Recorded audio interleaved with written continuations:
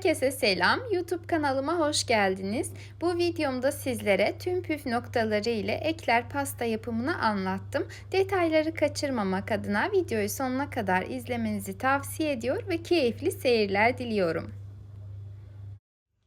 İşimize öncelikle kremamızı hazırlamakla başlayalım.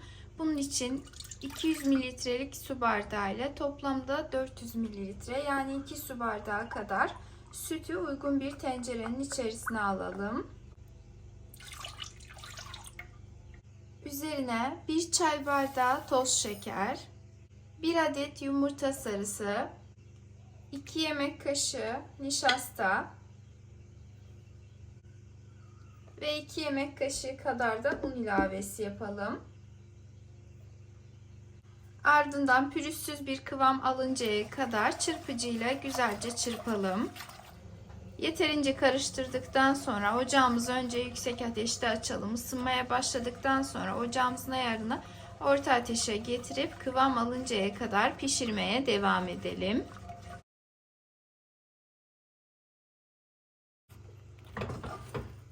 Kremamız hazır olduktan sonra üzerine bir paket toz vanilin ve bir dolu dolu yemek kaşığı tereyağı ilavesi yapalım.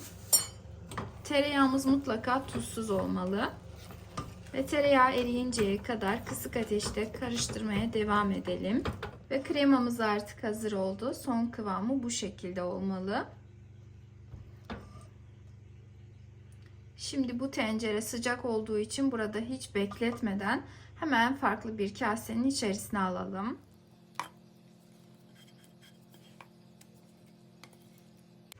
Ve kremamızın ilk sıcaklığı geçtikten sonra hemen üzerini kendisine temas edecek şekilde bir streçle güzelce kapatıp tamamen soğuttuktan sonra buzdolabında en az 3-4 saat kadar dinlendirelim. Eğer bu şekilde kapatmazsanız üzeri kabuk bağlayabilir. O yüzden mutlaka üzerine kendisine temas edecek şekilde örtmeyi unutmayalım. Ve hamurumuzu hazırlamakla işimize devam edelim. Öncelikle uygun bir tencereye ocağa alıp içerisine 125 gram tuzsuz tereyağı veya margarin ilavesi yaparak erimesini bekleyelim. Yağ eridikten sonra üzerine 200 mililitrelik su bardağı ile 1 su bardağı su, 1 çay kaşığı tuz ve 1 tatlı kaşığı kadar toz şeker ilavesi yapıp suyun kaynamasını bekleyelim. Su kaynadıktan sonra yine üzerine 200 mililitrelik su bardağı ile 1 su bardağı un ilavesi yapalım ve hızlıca tahta bir kaşıkla pürüzsüz bir kıvam alıncaya kadar karıştıralım. Bu aşamada kıvam alana kadar ocağımız kısık ayarda açık olsun. Ve hamurumuz artık hazır oldu. Şimdi tenceremiz sıcak olduğu için bu şekilde bekletmeden hemen farklı bir kasenin içerisine alalım.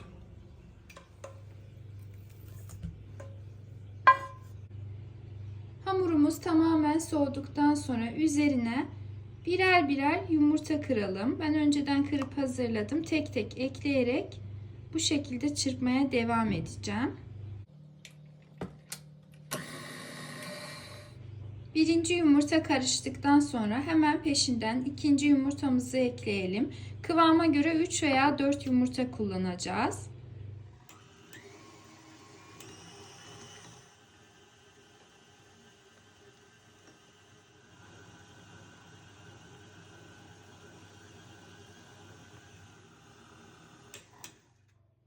Ve hamurumuz artık hazır oldu. Kıvamı tam da bu şekilde olmalı.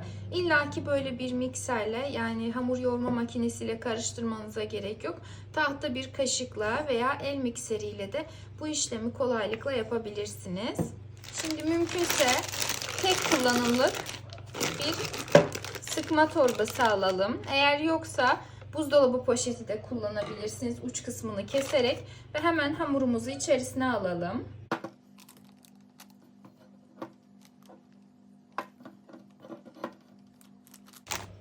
Ve hamurun tamamını sıkma torbamızın içerisine aldıktan sonra, bu arada ucuna şöyle bir duy takmıştım. Duy takmak zorunlu değil. Yani bu uçluksuz da yapabilirsiniz. Sadece poşetle. şöyle ucundan keselim. Hazır olan hamurumuzu yağlı fırın kağıdı serilmiş fırın tepsimize aralıklı olacak şekilde sıkalım.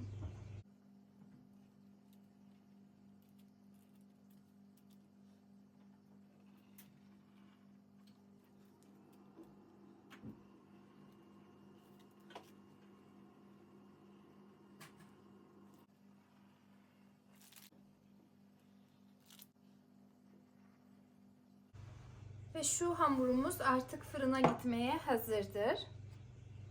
Tarifimizin en önemli püf noktası pişirme aşamasıdır.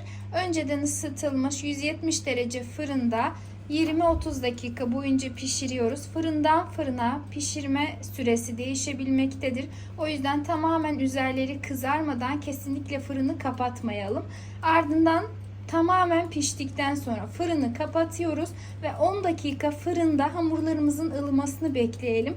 Aksi takdirde fırından çıkardığınız anda hamurlarınız sönebilir. Bu çok önemli bir püf noktadır. O yüzden mutlaka dikkat edin derim. Ve de pişirme aşamasında ben kesinlikle fırının kapağını açmamaya dikkat ediyorum. Sizlere de tavsiyem o yönde.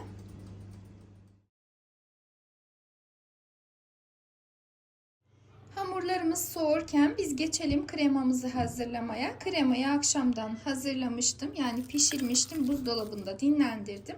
Şimdi hemen çırpma kabımın içerisine alıyorum. Ve üzerine bir paket toz krem şanti ilavesi yapıyorum. Krem şanti kullanmak istemeyenler ekşi krema yani kutu krema kullanabilirler. 200 ml yeterli olacaktır.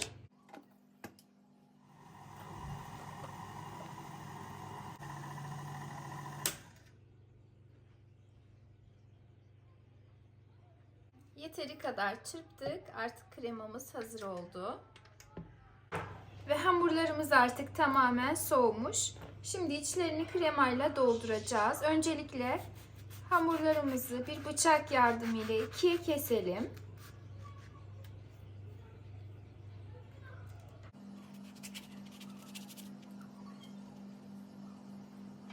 Şimdi ikiye kestiğimiz hamurlardan bir tanesini alıp üzerine bolca krema sıkalım.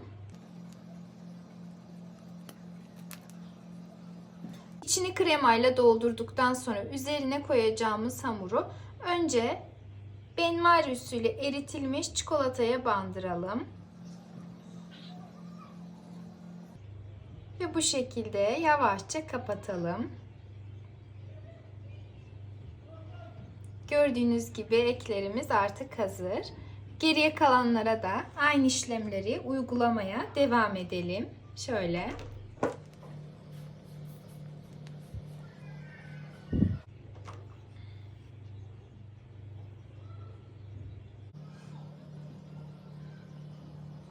Üzerindeki çikolatanın donması için hazırladığım pastaları 10 dakika kadar buzlukta dinlendirdim. Şimdi üzerini süsleme aşamasına geçeceğim. Dilerseniz süslemeden yani bu şekilde de servis edebilirsiniz. Ben süslemek için şöyle bir çikolata kullanacağım. Önceden kaynar suyun içerisine attım, ısıttım. Yani içerisinde çikolata eridi. Şimdi uç kısmını çok küçük bir şekilde makasla kesiyorum.